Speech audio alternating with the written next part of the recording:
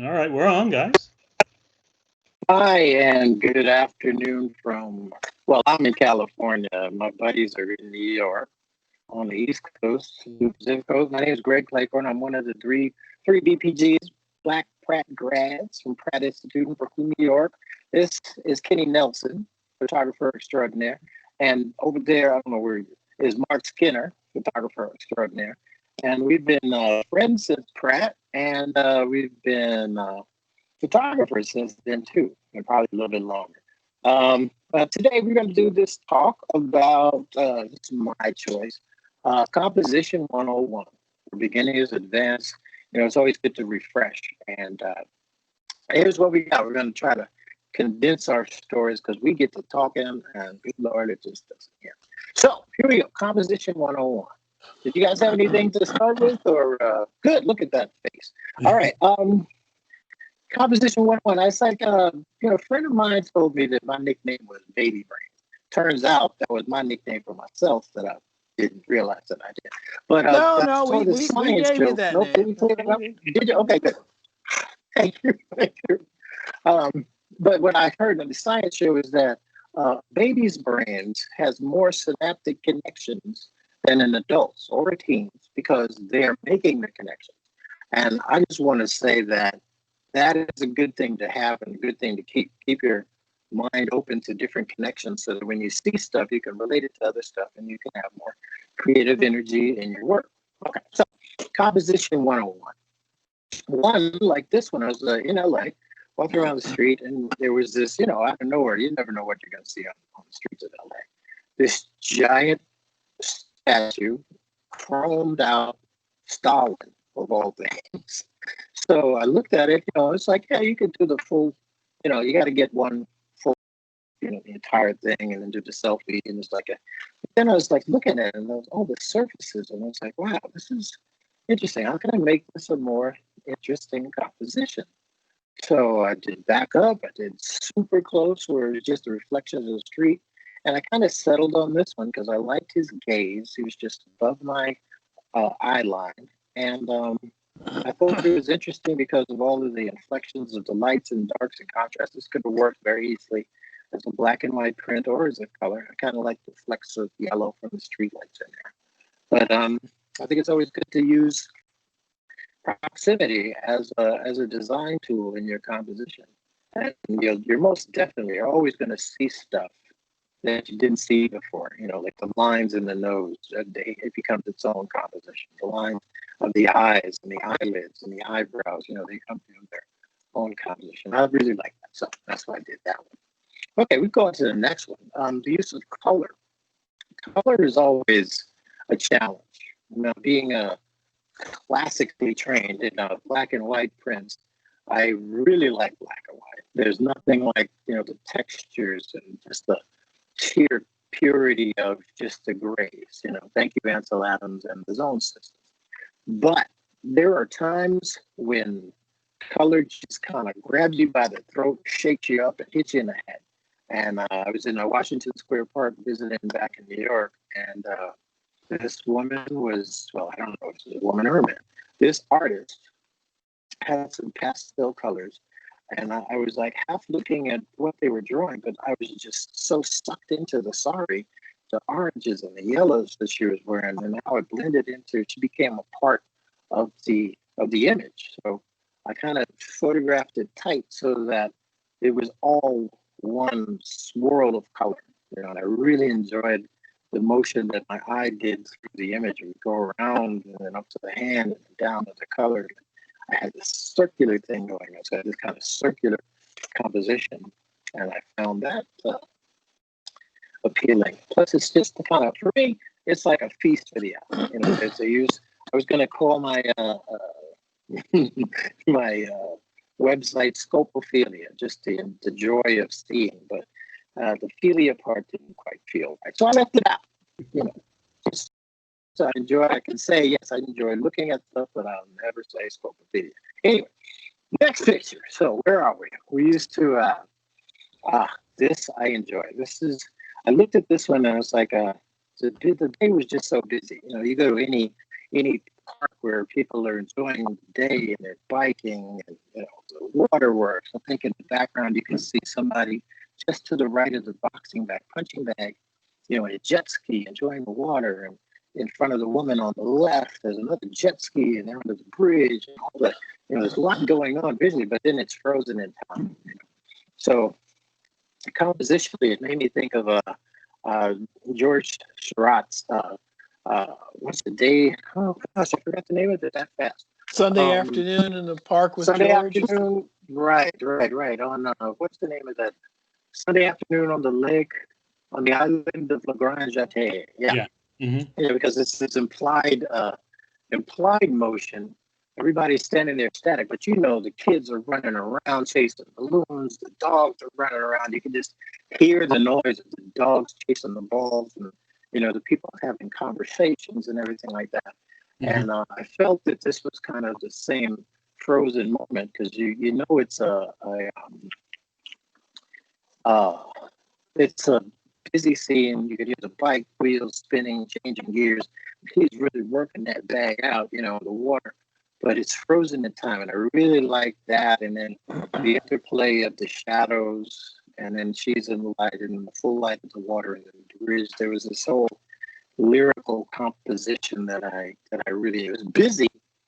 But what's really nice, I really like this photo a lot. Go ahead.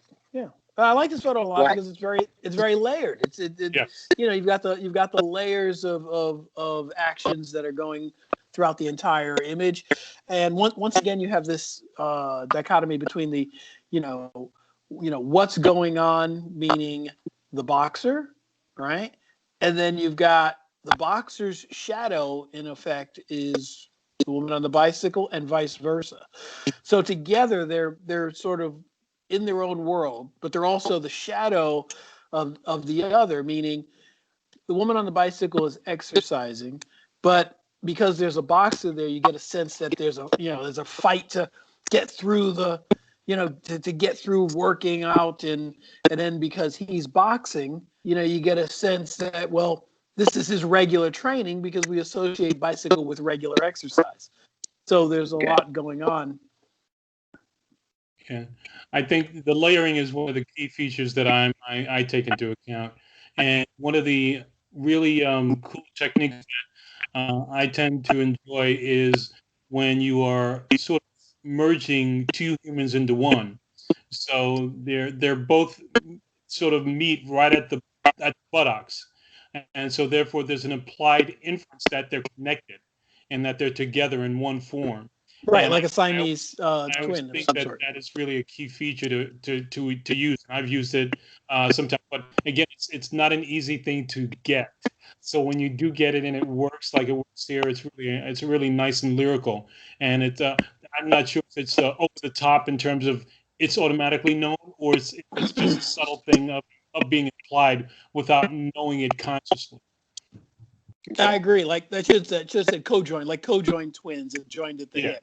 Mm-hmm. And then you've got the landscape, which is very much three-dimensional. So you've got these two people who we know are three-dimensional, who are facing their opposition to one another, but they're joined at the hip. And then you've got that third layer of the fence, and you've got the fourth layer of all of the landscape behind that, which looks like a photograph that is even photographed with a different lens. It looks like a wide-angle lens and behind the bicyclist, and then from the bicyclist forward, it looks like a short telephoto, and you've somehow compacted the two.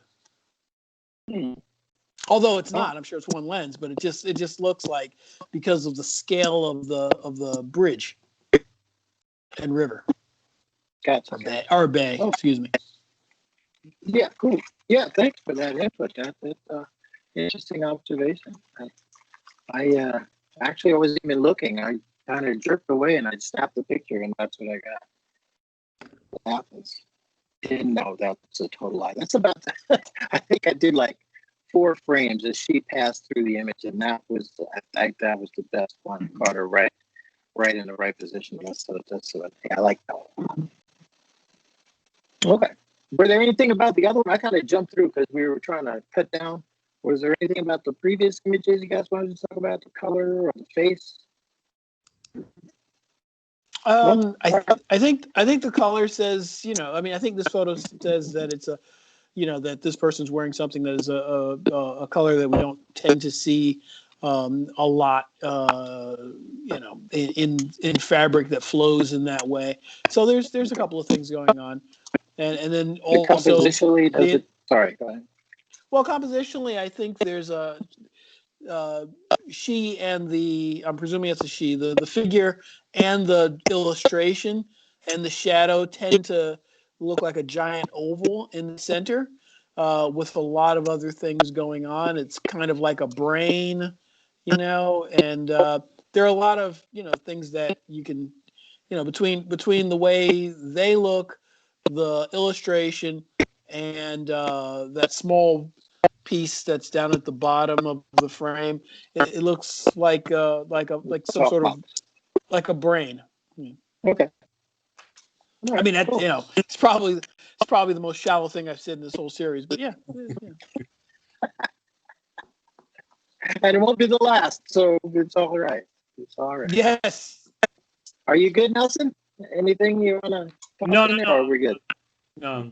Moving right along. Let's see. I guess the last one we said, or was that my last one? That was the one you figured to be the last one. Yeah. That was kind of because I did some in color, but it just felt better in black and white. Because I don't know why that. I was like, well, why did you do black and white? In the back of my head, that little voice. Well, just probably because it was the shadows. I could see it as a black and white image, and the grays and not a cloud in the sky, so I couldn't exploit that.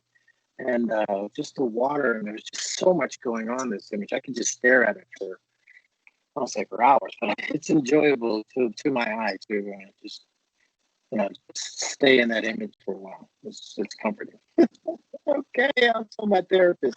That's all I got, gentlemen. Who's up next? Okay, I'll take it from here. And I guess if I were to speak to a compositional style, I would put it as information. Because if you were to, Sorry. that's okay. So let's take this image for instance, right? And so you see an image and you want information and you want to know what's going on, how does it relate to you, and how do you relate to it? So information is key within a frame. How much information do you decide to give to your viewer? How much information do you know and do you understand? And how much information can another person relate to the information that you're giving them in an image? And so let's Is take that this. the fly that was on Pence's head, that black dot down there? What is that? No, Greg. Okay, sorry. Go ahead. Yeah, right. So, you can go one way. If you are taking a literal photograph and the photograph is of something that is literal and you want to tell a story, the question is how much is necessary to tell a story, right? Versus how much is not necessary to tell a story if you're doing something in an abstract form or way. In this particular instance, this can be considered an abstract image. So therefore, it's not literal, it's just abstract. So therefore, it's not telling you anything definitive. It's giving you something to think about and feel about. And so in this particular instance, your train of thought would always be, okay, what am I looking at and how am I supposed to relate to it? Right? And so if you don't see anything literal, your mind almost automatically switches to an abstract information source. So you're figuring, okay, form and shape are the key here. What's happening? What's going on? What can I make out that's literal? What can I make out that's not? And how am I supposed to interpret that within my own brain as being the observer? And so this particular image was meant to be for me to be an abstract because it's out of focus, but it's holding a little bit of life, but it's out of focus to a point where you're not sure what you're supposed to do with it. And the things that are in focus are so sort of, you can't make them out to understand what they are to any degree. And so for me, information is key in an image. And how much information you understand it to be versus how much information someone else who might view it would understand it to be, and what would they interpret that image as. Again, this is not meant to be something that is totally identifiable and understandable, because no two people will see the same thing the same way. So therefore, you have to sort of hedge your bets in a way to say, if I think I'm seeing this, then you bring it to someone else who's a friend and say, what do you think about this? And they say something similar, then you sort of know you're on the right track with what you're trying to explain in an image. So information for me is key. And I'll just put this one up as well. Information is key. How much information do you include in the frame, right? In this particular instance, there's not much information there. So what do people typically do when they look at an image such as dark as this? They go to the light, and therefore they're going to look at the light parts and try and make that information. What can I see there? What am I supposed to think? What am I supposed to feel? Right? And so this is one of those images where I was like, okay, and again, this is meant to be more of an abstraction with a little bit of information, realistic information built in from the shadows. But again, the intent is for it to be an abstract with just a little hint of realism to give you a little bit of confusion as to where you're supposed to go with this. So for me, information is key. How much information to keep in, how much information to take out, and what is the interpretation of that amount of information would you think someone else would understand it to be if in fact it's supposed to be real or not real. Okay. I kind of like it because it's, being on the outside looking in was like even the shadow is a gate keeping you out, and then what's inside is dark and secretive. I like that image. Mm-hmm. But interpretively, that was just that. Right.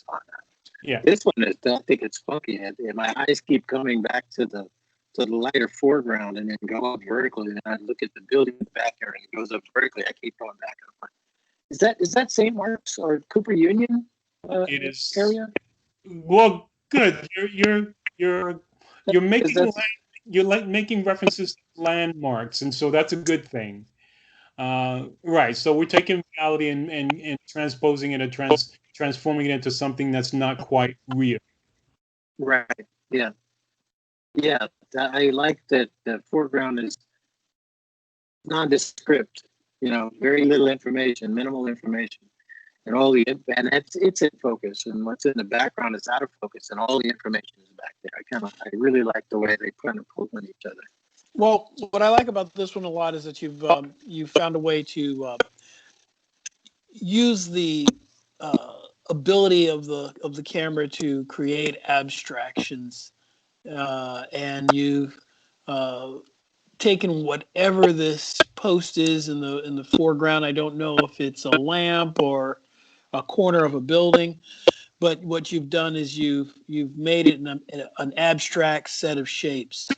And then you've juxtaposed them against very obvious three-dimensional shapes, but then you look back again and you go, wait a minute, these big abstract shapes aren't abstracts at all. They too are three-dimensional shapes. And so you're kind of making us look at every portion of this frame and trying to figure out, well, what is the photographer trying to show us?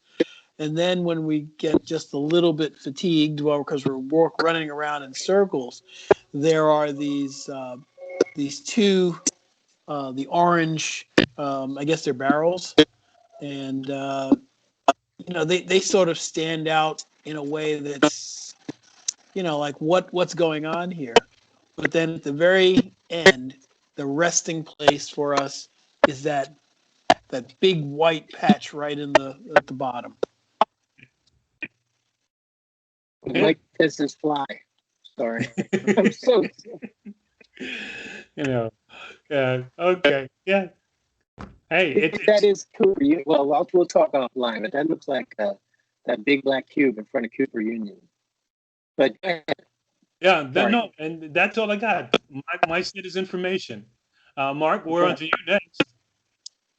Okay. I only have the one image, and it's an image that I did this afternoon specifically for this because we were talking about composition. And one of the things that, Ken just mentioned was the idea of how much information you add to a frame.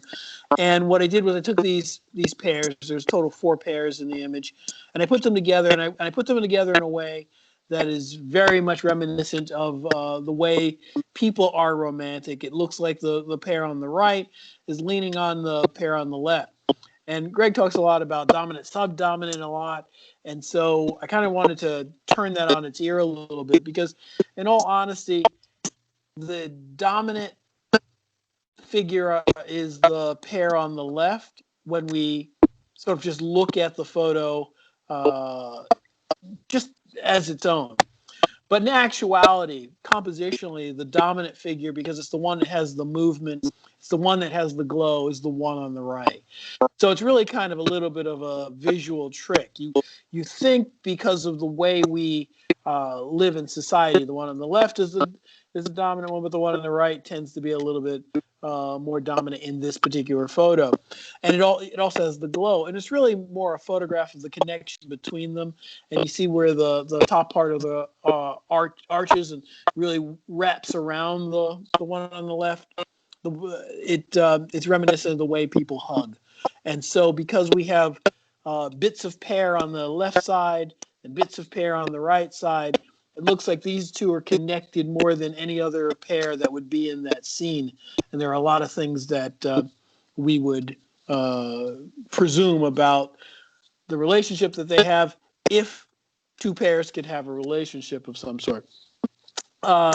In terms of perspective, it's very much like it's a traditional Western subject matter, right? It's a bowl of fruit or fruit on a tabletop of still life, but the perspective is done in a way that they do in the Japanese ink art, where the perspective starts at the bottom, and as you move up through the frame, the perspective recedes, right? And because the glow, and even though the glow is gray, shades of gray, it's reminiscent very much of the way we understand sunsets and sunrises. So there are a lot of sort of visual clues to a variety of things that we see in real life with people in this particular image. And that's really it. The close crop.